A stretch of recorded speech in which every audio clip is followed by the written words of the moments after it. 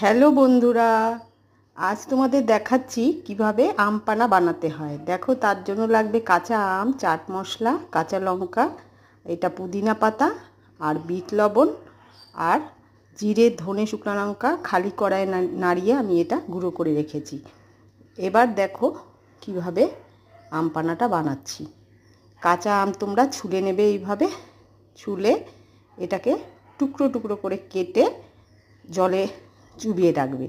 তারপর তোমরা একটা মিক্সির জারে করে ওই আমগুলো জল থেকে উঠিয়ে এর মধ্যে নিয়ে নেবে।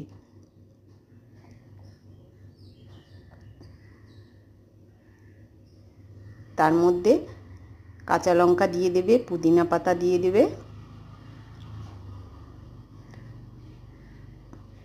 আর এর মধ্যে বিট লবণও দিয়ে দেবে।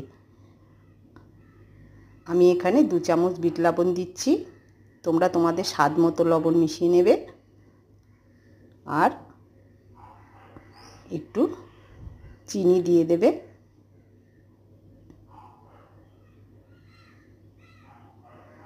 দিয়ে এটা মিক্সির জারে একটু ঘুরিয়ে নেবে।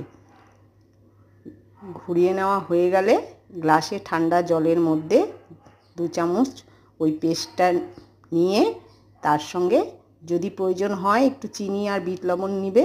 তার মধ্যে এই যে করে রেখেছিলাম এই মশলাটা, এটা মিশিয়ে ভালো করে নাড়িয়ে সার্ভ করবে।